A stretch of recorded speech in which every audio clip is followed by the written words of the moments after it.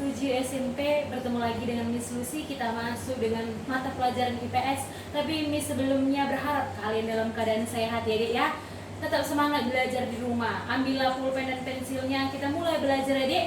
Ya, kita mulai belajar IPS. Lanjutan yang kemarin, tapi yang kemarin tentang agama Hindu Budanya. Sekarang kita mempelajari tentang kerajaan-kerajaan yang bercorak Hindu Buddha ya Dek. Jadi ini kita bahas tentang kehidupan masyarakat dan perkembangan kerajaan Hindu Buddha. Kalau yang di awal kita membahas tentang agama Hindu Buddha masuk ke Indonesia. Ayo, yang pertama kita bahas tentang kerajaan Kutai ya Dek. Kerajaan Kutai ini ada di Kalimantan Timur dan bercorak Hindu ya. Raja daripada kerajaan Kutai ini adalah Kudungga. Ini rajanya ya Dek. Raja-rajanya. Rajanya ada Kudungga, Aswawarman, Mulawarman. Raja yang terkenal pada kerajaan Kutai adalah Raja Mulawarman ya. Nanti ada tercatat dalam prasasti atau yupa tentang persembahan kurban yang diberikan oleh Mulawarman ya. Oke, sekarang yang kedua, Kerajaan Tarumanegara. Kerajaan Tarumanegara ini berada di Bogor. Bogor itu di mana? Jawa Barat. Rajanya yang terkenal adalah Raja Purnawarman ya. Jangan sampai terbalik antara Mulawarman dan Purnawarman nantinya. Purnawarman ini adalah raja di Kerajaan Tarumanegara ya. Coraknya adalah agama Hindu ya Dek. Lalu apa aja peninggalannya Miss? Peninggalannya ada prasasti Tugu. Prasasti Tugu ini memberitahukan kehidupan raja dengan rakyatnya. Raja yang di sini peduli terhadap rakyatnya dengan membangun saluran air yang disebut dengan saluran Gomati ya. Dia memperhatikan rakyatnya dari segi pengaliran air untuk irigasi sawah di kerajaan mereka. Lalu yang ketiga, Kerajaan Koling atau Kalingga. Ini terdapat di mana, Miss? Terdapat di Jawa Tengah. Rajanya adalah Raja Putri atau yang disebut dengan Ratu Sima. Ya, ini bercorak apa? Bercorak Hindu. Ayo kita yang keempat, Kerajaan Mataram Kuno atau Lama. Ini nanti dibagi dua ya Dek. Karena apa? Nanti ada dua keluarga yang menguasai, yaitu ada Sanjaya dan Salendra atau sering disebut dengan dinasti Sanjaya dan dinasti Salendra.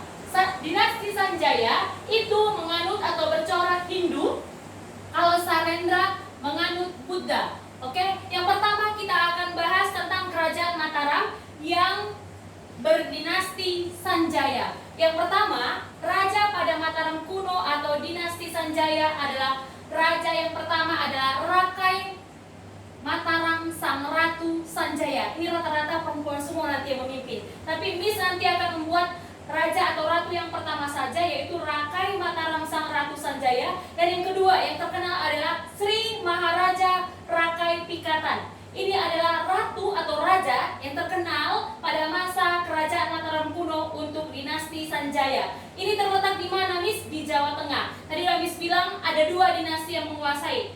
Yang kedua kita pelajari tentang kerajaan Mataram dinasti Salendra. Nanti dinasti ini akan bersatu ya, tapi kita lihat dulu nanti materinya dulu. Nanti akan Miss beritahu bagaimana mereka bisa bersatu nantinya.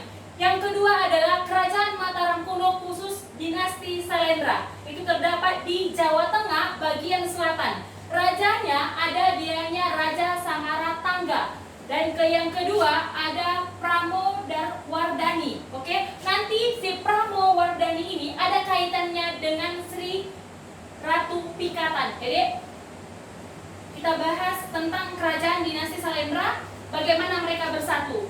Pramodawardhani ini nantinya akan menikah dengan namanya Rakai Pikatan, ratu pada masa dinasti Sanjaya ya. Karena adanya pernikahan politik ini, pernikahan mereka nantinya akan bersatulah dinasti Sanjaya dengan dinasti Salendra. Miss, apa peninggalan antara dinasti Sanjaya dengan dinasti Salendra yang nantinya dinasti tersebut akan bercorak Buddha? Walaupun nanti mereka bersatu, tetap ada Hindu dan Buddha yang saling bertoleransi ya.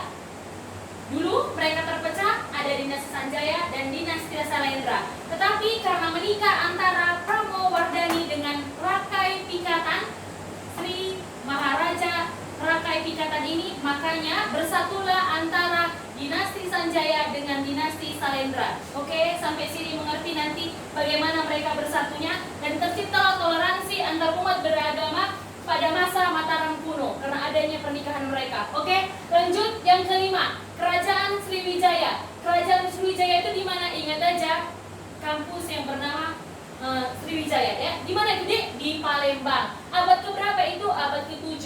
Miss, agama apa atau bercorak apa? Buddha. Lalu rajanya siapa saja, Dek? Di sini Miss buat yang terkenal ya. Raja Dapunta Yang, Balaputra Dewa, Sanggrama Tungga, Wijaya Tungga Warman. Oke, peninggalan candinya nanti ada namanya Candi Muara Takus. Oke, sampai sini tentang Kerajaan Sriwijaya. Yang keenam ada Kerajaan Mendang Kumulan.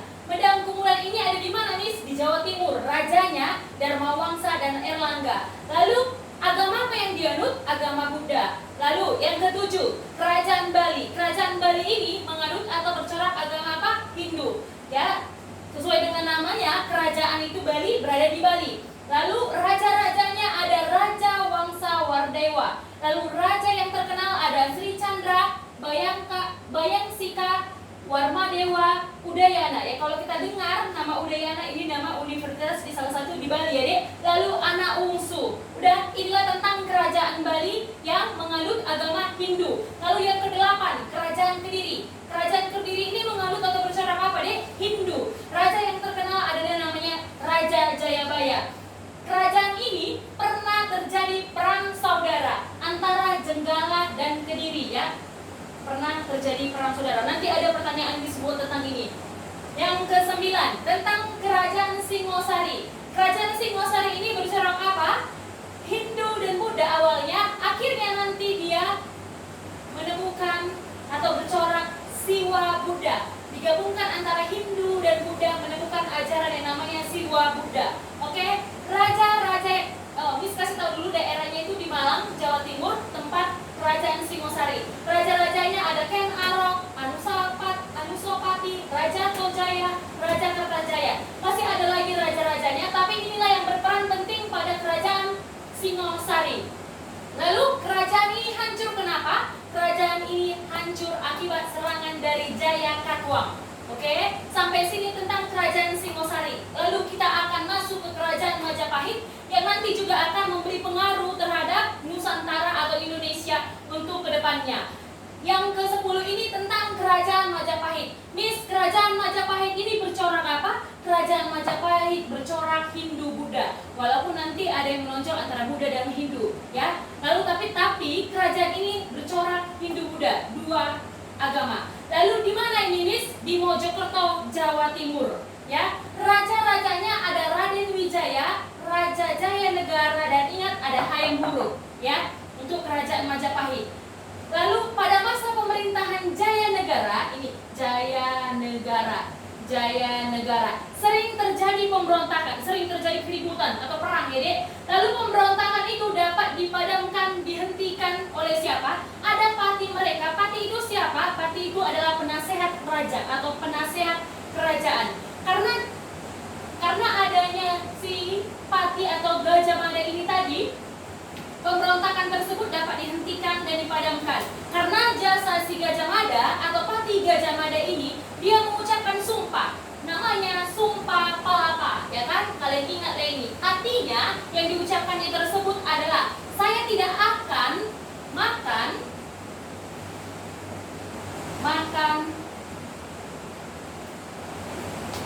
saya tidak akan makan palapa sebelum Nusantara bersatu di bawah Mojopahit. Jadi kerajaan-kerajaan yang ada di sekitar mereka harus disatukan di dalam kerajaan mereka. Itulah tujuan utama mereka. Makanya sering terjadi pemberontakan dan yang menyatukan adalah Gajah Mada. Itulah inti dari Sumpah Palapa tersebut. Lalu yang terkenal dari Kerajaan Majapahit dan berpengaruh untuk Indonesia dan Nusantara adalah karya sastranya. Karya sastra di Kerajaan Mojopahit adalah yang pertama adalah Kitab Negara Kertagama yang ditulis oleh Empu Prapanca. Oke. Lalu yang kedua ini sangat berpengaruh dan sangat memberikan arti untuk Indonesia. Yang kedua adalah Kitab Sutasoma. Pasti tidak asing bagi kalian ya, Dek. Karena apa? Kata Bhinneka Tunggal Ika. Ya, Sutasoma ini ditulis oleh namanya pada masa kerajaan Majapahit. Kerajaan Majapahit memberikan arti untuk Indonesia, terutama dalam penulisan kitab Sutasoma yang ada kalimat Bhinneka Tunggal Ika Tanhana Dharma Mangarwa. Ya, karena apa? Ingat, arti Bhinneka Tunggal Ika bagi kita adalah berbeda-beda tetapi tetap satu jua. Ya, arti dari yang ditulis oleh Empu Tantulare itu sama artinya dengan Bhinneka Tunggal Ika yang kita pakai pada lambang negara kita yang terdapat dalam cengkraman kaki burung Garuda yang bertuliskan Bhinneka Tunggal Ika. Maksudnya di sini, walaupun mereka terdapat agama Hindu Buddha, tetapi mereka tetap sama, tetap saling menjaga toleransi. Sama seperti Bhinneka Tunggal Ika yang ada pada kita saat ini atau pada lambang negara kita. Oke, sampai di sinilah pelajaran kita tentang kehidupan masyarakat dan perkembangan kerajaan Hindu Buddha. Jika nanti kalian tidak mengerti atau masih sulit untuk mengerti apa yang Miss buat ini, boleh bertanya dari WA pribadi, chat di grup, ataupun video call. Jadi tetap semangat belajar di rumah, ya. Walaupun masih di rumah, belajarnya tetap